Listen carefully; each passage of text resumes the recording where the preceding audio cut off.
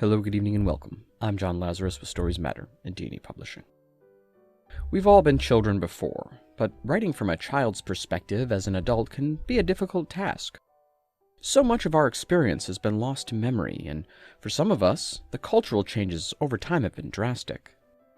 Any good writer knows that great writing comes from great research, but going to observe today's children at sporting events and local playgrounds and when they're in the streets unaccompanied is looked down upon. And older children, when you tell them you're a writer, will just tell you that books are gay.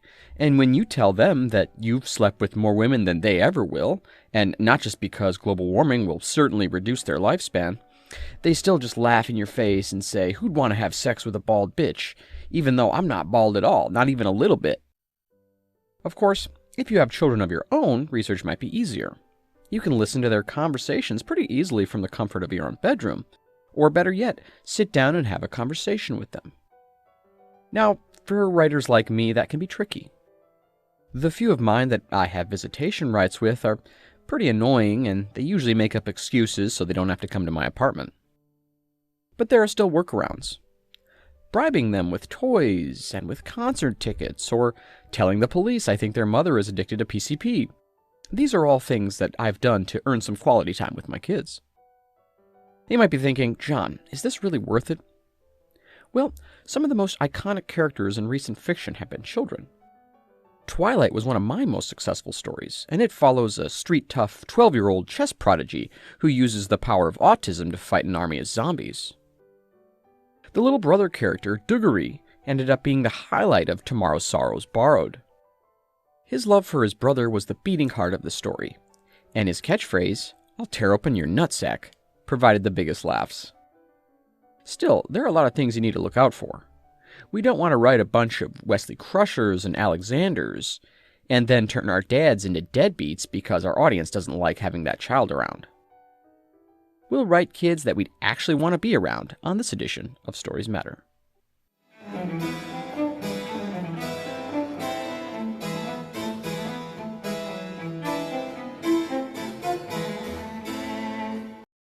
Today's video is brought to you by Loving Uncles.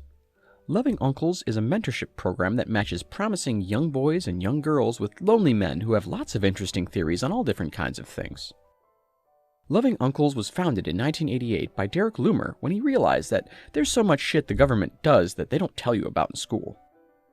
Since its inception, the organization has spearheaded programs to acquaint young people with things like creative car modding, fireworks manufacturing, and getting back at businesses that don't accept checks from you anymore. Please note, Loving Uncles is not affiliated with the Big Brothers or Big Sisters program or any other reputable charity organization with family member names in their titles. Loving Uncles is also not a legally recognized charitable entity in the European Union and in 38 states. Also, lovinguncles.com with a Z is not associated with the Loving Uncles Mentorship Organization and should not be viewed by anyone under the age of 18. Tip 1. Make them smart, but not improbably wise. When a writer decides to make a child smart, they often go too far with it, making them a sage wise beyond their years. This is also a problem many writers have with black people, elderly Asian people, and Native American characters.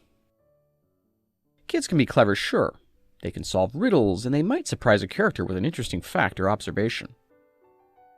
I myself learned how to cook at a young age, for example, and I had a great knack for helping my dad identify which guys at the dog track were associated with the mafia. But it's really the emotional intelligence that young people lack. For years I thought it was my fault my birth mother left my father and I. Though that was mainly because my father told me that almost every day. It wasn't until I matured that I realized that she left because if she'd stayed, she'd be an accessory to several crimes. Tip 2. They should be as complex as your adult characters. A lot of times we write our child characters as simplistic, as a rigid archetype. The spoiled rich kid. The orphan with a heart of gold. The fucking fat ass. And this tendency to flatten our child characters makes sense. We think of kids as being simplistic because they're usually pretty stupid. But kids have conflicting needs and often face complex dilemmas, same as any adult. Maybe they're conflicted about reporting an elder sibling for shoplifting, even though that sibling has helped them deal with an abusive step-parent.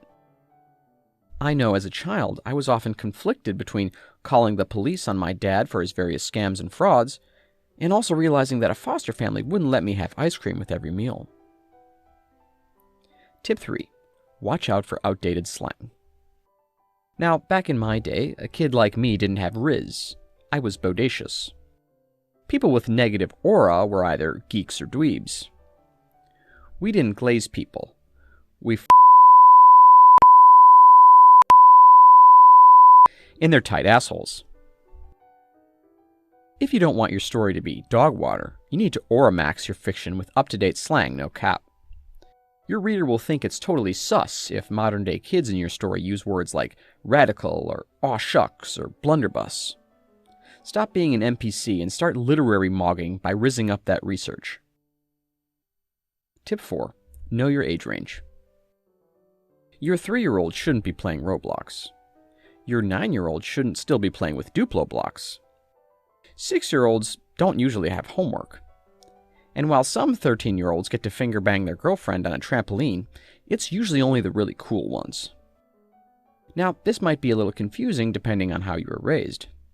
I assumed that it was normal for 9-year-olds to earn some extra cash for their families by rifling through the coat pockets of strangers who came over to your house and went directly to your aunt's bedroom for 15 minutes at a time. But not only do most 9-year-olds not do that, most children of any kind don't. That's all for today. Please don't forget to like and subscribe, and I'll leave you with this week's This Day in Literary History. See you on the next one.